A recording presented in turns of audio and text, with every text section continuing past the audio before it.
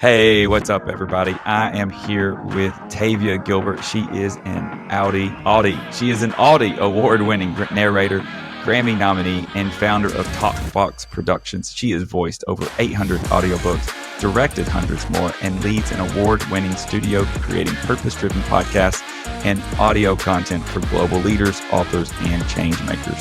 When you go to her website, you will see book after book after book, and I just kept going book after book that she has narrated, and you will see all the awards that she has won for all of those narrations. She is absolutely amazing, and I am super excited to have her here on today's episode. Welcome, Tavia. Thank you so much. That's a really generous introduction, and I'm really pleased to be here with you and have an opportunity to talk about what you're focusing on, which is so interesting to me. So thank you. Perfect. I am excited to learn more about you. You have a complicated physical history, more than a dozen foot surgeries, periods of acute disability, and continuing chronic pain.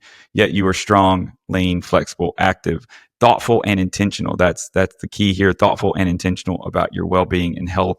Can you tell us more about your physical limitations and kind of your journey into the fitness space that you are right now? Yes. I was born with deformed feet, had my first corrective foot surgery when I was 7 months old, and then I've kind of lost count, but I've had 14, 15 surgeries since. The last one was when I was 29. So I grew up, I have a TEDx talk that discusses my growing up with repeated pretty, excruciatingly painful surgeries, long hospital stays, lots of physical therapy, lots of chronic pain, and really isolated as a kid. It was isolating. Okay. My parents were so supportive and, made sure that I had a broad education and was in life, scouts and ballet even, and that I was as active and engaged as possible. But it felt like a really important way I developed as a person. And in 2008, I started to really, at about 31 years old, I started to really experience the outcome of all of that surgery and the constant instability in my feet. And so had a lot of resulting spinal compromise, compressed discs, rotator cuff, near tear, what happened in 2008 was a sudden morning when I woke up and was extremely injured. And it was not my feet. It was my shoulder, my neck, my back. And I was shocked by that because there was no sense to that for me. If it was feet, I would get it, but I didn't know what to do with this body that was like all of a sudden experiencing real compromise. And I had about a 9-month period where I was extremely disabled, and my life was walking 1 block to the pool and walking back and forth in shallow water, going to physical therapy, going to meditation and rest. And I had not really rested until my body absolutely demanded that I start to rest and start to take care of myself. And so I haven't had surgery in years and years, but I still now in my late 40s, 48, have a lot of pain, a lot of challenge staying in alignment, staying healthy, staying flexible. So I really must work on it. It's not a choice. It's either like live a full life and stay functional and make this a high priority, or don't live a full life. So it's really not a choice, right? Yep. You're laughing, I think, because you have this similar experience. You have a background. Yeah, I'm laughing because I had a similar experience, but I also talked to people who, you had this experience at 31.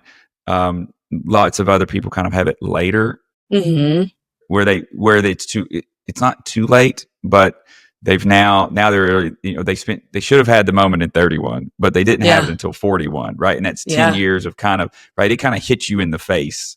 Right. Yes, and other people kind of ease into it, and then they look in the mirror or realize, for me, I couldn't someone who grew up running. I could no longer, I was in my mid 30s and I could no longer run half a mile or a quarter of a mile without stopping. Right. And that just blew my mind. And, it's that choice. You have two choices. You can either get weak and reduce function and reduce life, or get strong, get stronger, increase function, and have fun and enjoy life. Those are the two choices. And that's why I was laughing. I was literally just having this conversation with someone yesterday. Yeah. It's funny because in every other area of my life, no matter what it is, I think there are myriad choices. There are kind of infinite choices you can make. But with your physical health, there are two. There are two. There are two. Story. Thank you. This has been such a great conversation. So what does your weekly fitness routine look like? Yeah, it's really taking shape well, and it's mind and body and spirit. So my morning routine, I mean, I can tell you the physical component, but I do think that they go together. Absolutely. Absolutely. Yep. In the morning when I awaken, I think immediately of what I'm grateful for. And it's my partner, Brian. It's our 2 cats and 2 dogs. It's my home. It's my family. It's my health. And so I connect with that. I've started asking questions, which is a sort of trick that I learned from a Mind Valley meditation, which is to ask in the future, as if you are in the future, how did I make that project as successful as it became? What is it about my decisions that led to me being pain-free? These are not things that are in the moment, but you're telling your brain, go there. That's what I'm manifesting. That's what I want. And so it draws it closer more quickly. So I've started asking these questions in the morning around a couple different things. I greet money. So I check my bank balance, not because it's so amazing and abundant to look at, but because I want to just say, thank you, welcome. I'm so glad you're here. Come back and bring your friends. The come back, bring your friends. So I do something very similar. I grew up in church and we sang this song called Count Your Blessings, Count Them One by One. And I think about that when I check our bank balance, which I check on not daily, but multiple times a week. But I'm so glad you're here and bring your friends. I may have to start implementing that. It's not mine. It's from Ken Honda, who's a money limitations coach and guide. And I have a lot of money blocks from a lot of things. I think it is in some ways related to my feet, to what I deserve, what I'm capable of, how much abundance there is. I feel like that physical block and that mental block or wound go in some ways hand in hand. So I really want to be intentional about welcome money. And then I do go downstairs. I always check my weight every day, which just kind of keeps me looking at what was going on the day before and what's the impact of that. And then I'm going downstairs and starting to listen to some self-development program while I kind of wake up my house and light a candle, let my dogs out, feed the birds. And so I'm listening to those kinds of things while I'm doing foam roller on the trigger points that are really causing a lot of issues, doing lunges and hip openers because my whole back is just messy and painful. And I'm opening my shoulders so that because I sit at my desk all day. So I'm opening say up. That and everyone sits up. Yeah, exactly. I have a list of quite a few things that I'm doing, and it maybe takes 20 minutes or, however long I put into it, but about that. And then I'm doing a specific meditation, sitting in silence or with a guided meditation. And then I'm writing for at least 20 minutes. And that's kind of a daily routine. And then in addition to that, I do Pilates and yoga and strength training and HIIT and Tabata and,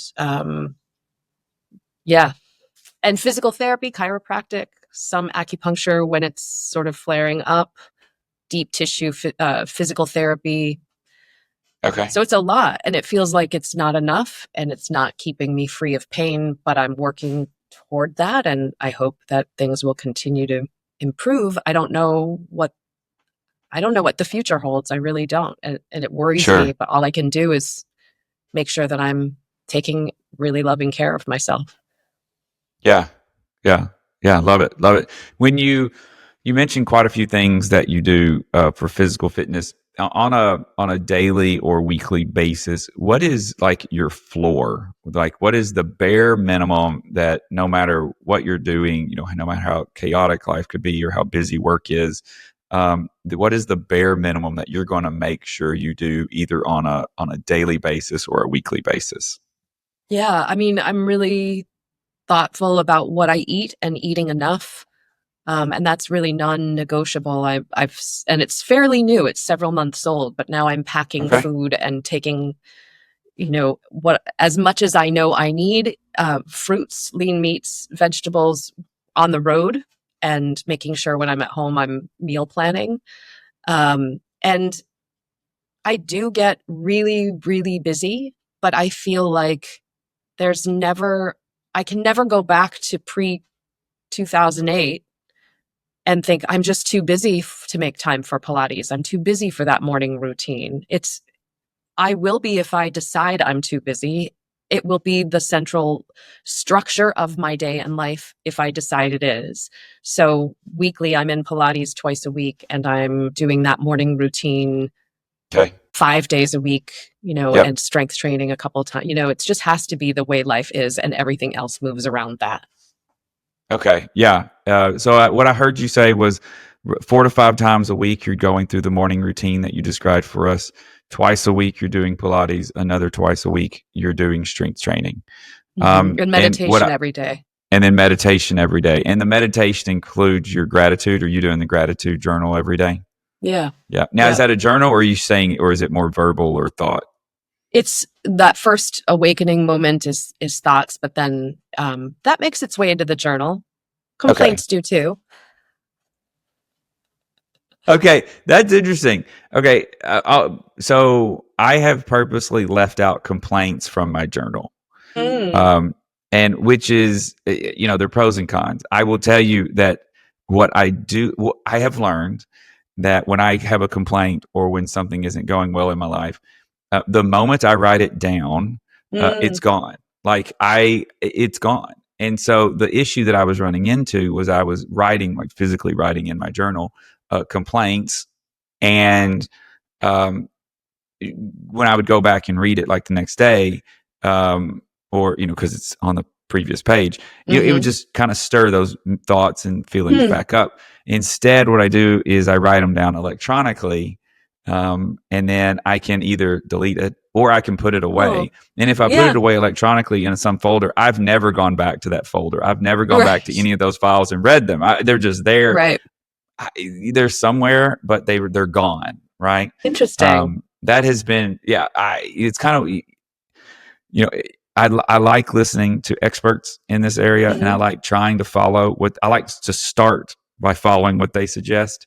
But Mm-hmm. when things don't work, or for me, my brain's messed up and it works a little differently, then I like to adjust it a little bit. Maybe it's our brains that are the problem. Maybe Right. you're right on that. Yeah, yeah. That may be. So you mentioned food. You mentioned you Mm. pack your food on a regular basis. You mentioned the lean meats, the fruits and vegetables. Specifically, if you don't mind, what's a specific meal that you would have when you pack? And I'm assuming you're packing a lunch. Is that Yeah. This is what I learned from working with Dr. Cody Goldman, and he does the Fast 40 okay? program, and it's a hormone switching program. So, and I'm so grateful that he's taught me how to think about food and how to understand food and stress management and sleep and hydration and everything. But thanks to that program, now I am packing meals and I'm making sure that I'm eating a small breakfast, lunch, and dinner every day at the same time. So if I need to pack 2 or 3 Okay. meals, if I'm on a flight, I'm doing Okay. that. And it's really simple. I Got don't it. cook a lot. So it's like lunch will be chicken breast, an apple, and cauliflower. And it's just so boring, maybe, but I'm just trying to eat and fuel and get back to work. And, so it doesn't have to be elaborate. Yeah. Yeah. So, I have lots of nutrition clients, and they want to know, do I need to weigh and measure all of my food? Mm, And the answer is super simple. It's how complicated or simple do you want it to be? If you have hmm super simple, if it's chicken breast, apple, and cauliflower, nope, we don't need to weigh and measure anything, right? We have a Right. really good idea about where that's going to lead from a body composition standpoint. We're going to Right. see the muscle mass and the lean mass grow. We're going to see the body fat come off. If, however, you want to eat, a 12 or 15 ingredient meal, Right. I don't know. We don't know what's in there, right? Right. And now we need to start weighing and measuring our food. Uh, Yeah. but yeah, when you keep it simple, it simple is as simple does, and simple can deliver some wonderful results. Now, you Yeah. mentioned that you don't cook, but so I'm you not have gonna chicken like breast. cook a lunch. Yeah, I mean, I'll cook dinner. We make dinner in Okay, a more thoughtful sort of recipe situation. But I found I'm not going to eat if it's more than assembling food for the majority of like my day's meals. So I can't starve myself any longer. That's not healthy and sustainable.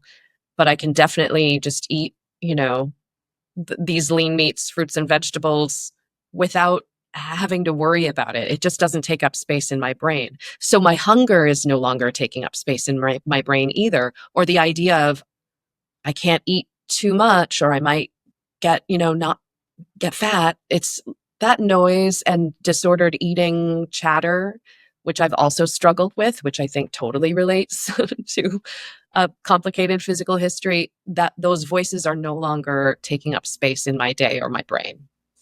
gotcha. Yeah, that's wonderful. That's wonderful. Yeah. Yeah. It is. Um, w- you mentioned a little bit about when you're traveling. So you're pre-packing meals, and you're do you have instances where you need meals while you're on the road? Is that is that something that you Yeah, have to work through? I do. So I'm eating maybe within 90 minutes of getting up a small breakfast, and then I eat no later than 1:30 or 7:30 for lunch and Okay, dinner. And so I'm perfect. Yep. timing myself on the road and, making sure that I'm really trying to hit that and be consistent even when I'm in transit somewhere.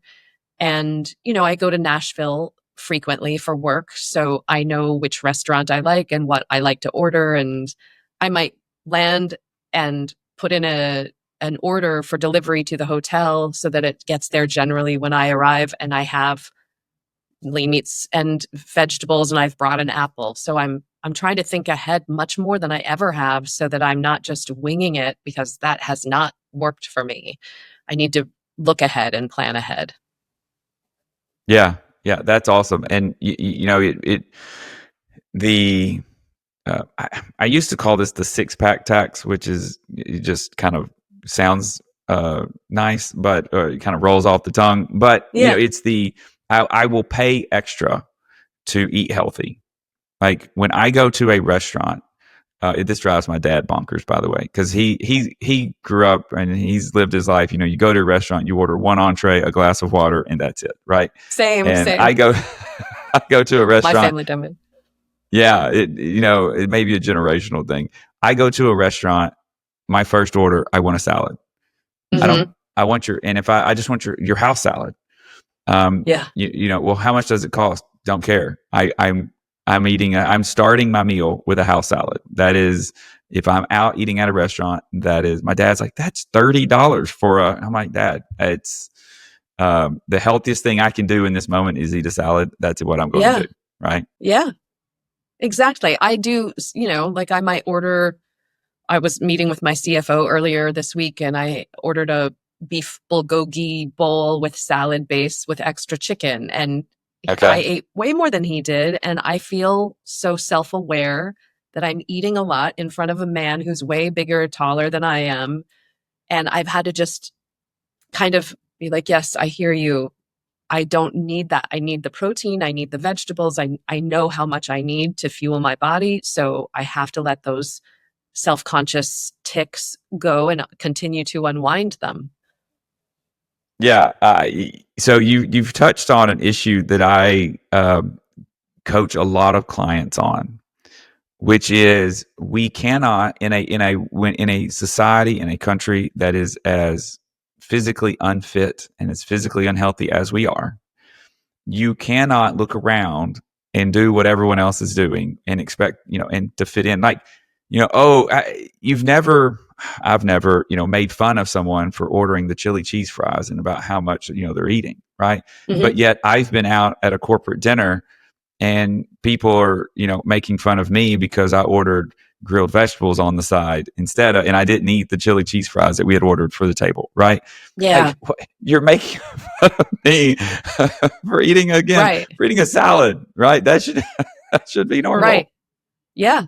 No, it's really true. And we have to be comfortable with being different and being outside of a mainstream idea. But you're right. That mainstream idea has not worked in my life and body yet. It's not working for the majority of us. Correct. So, yeah. So how do you manage, or do you manage your own guilt when you're prioritizing your own health? I'm imagining that the people, your loved ones, support you in your decisions, but maybe your business or your customers may not be as supportive.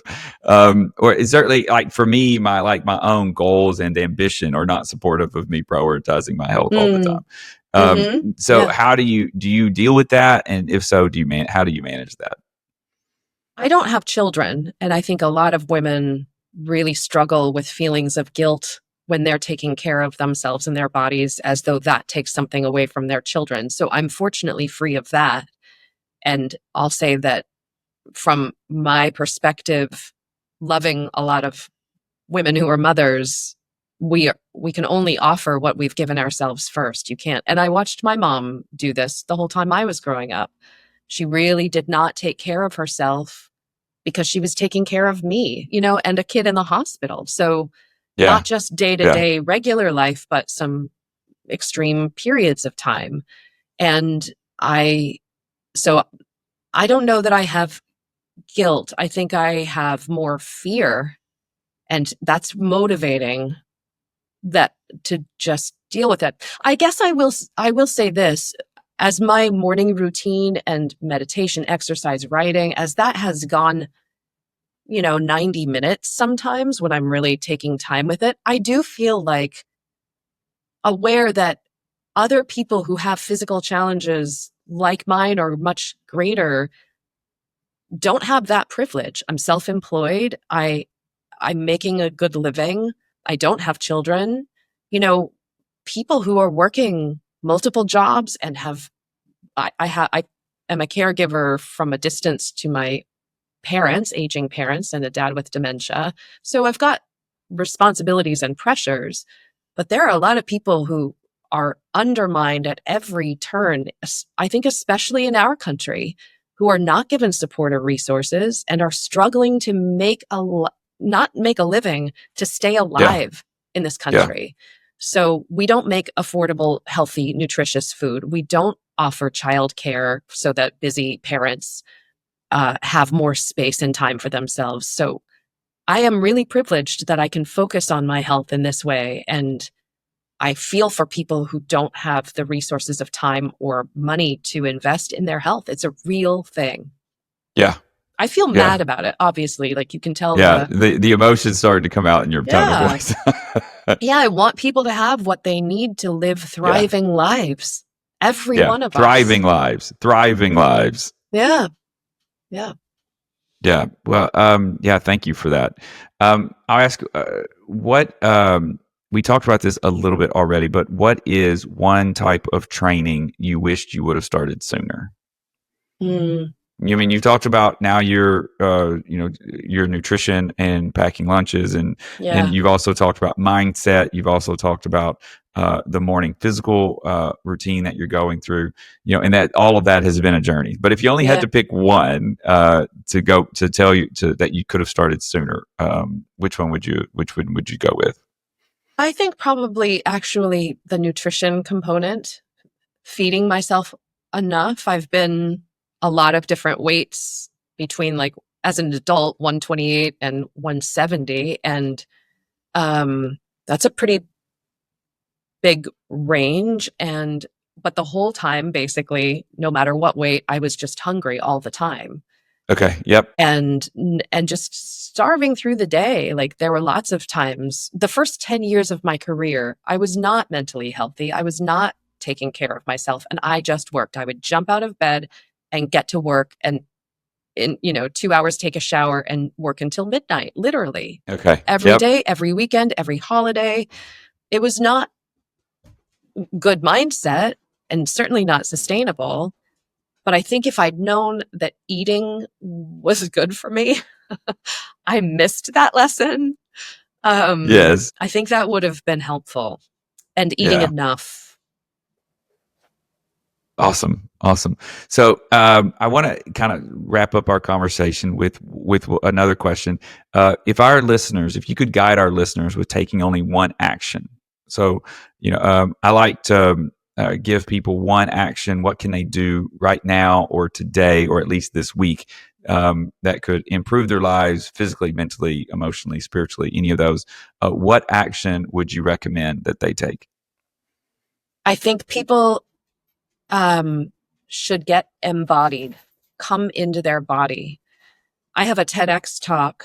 It has a couple thousand views, but it's had an impact, I think, for people who have heard it. And I talk about how I lived from the neck up until that breakdown in 2008. And even as an actor, getting actor training, being really in physical conditioning training, I still wasn't really living in my body. And so I think if you can come into a sitting position and feel your feet on the floor, close your eyes, feel your body, feel it, and sink into yourself, drop into your body. This is something we also are not creating space for in our country with our hyperfixation on productivity. Yeah. Remember, your body is an organic, unique, present space for you to live in, and come down and breathe and feel whatever it is. Don't hold your breath. Don't try to breathe a particular way. I think that can be scary for people to do. But all of the information we need is in our body. It's a home. Come home to your body, and don't fight it. Don't resist it. Don't try to wrest control over it. I think that's how we live a lot. So come into your body in a way that is honoring the wisdom, safety, answers that live there and are available at any time. I hope that helps in some way, although I know that for a lot of people, that's unfamiliar. But again, it's really, it's powerful. It's there for you. Awesome. Well, how can our listeners best reach you? And before you answer that specific question, you've mentioned your TEDx talk. What is the best way to find your TEDx talk? That's a great question. I'm sure there's it's on Vimeo. I'm not sure it's on YouTube. Okay. But I should have that in my link tree on Tavia Gilbert on Instagram. I'm at Tavia Gilbert's Words on Facebook. I'm at taviagilbert.com, and the TEDx is there. Talkboxproductions.com, LinkedIn. I'm all over the place. I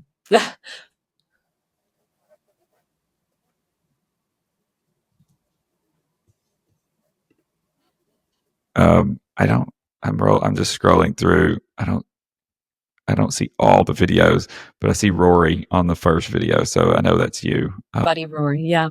My TEDx talk is TED.com/talks/Tavia Gilbert, turning challenges into opportunities, and there's an underscore between each of those words. So awesome, it's just awesome.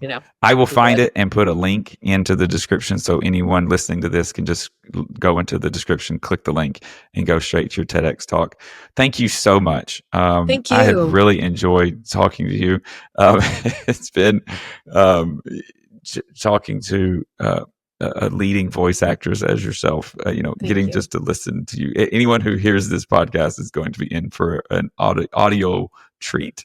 Thank you. Thank you. Thank you for the invitation again. And I hope we get to meet in person. But until we do, your smile and warmth and caring really radiate through a digital divide. So I'm really glad to know that you're out in the world and connecting that loving spirit to well-being and wholeness and holistic health. That's really beautiful what you're offering in the world. Awesome. Well, thank you so much. I really appreciate it. Thank you, Brian. I hope you have a great day. You too. Bye. Bye-bye.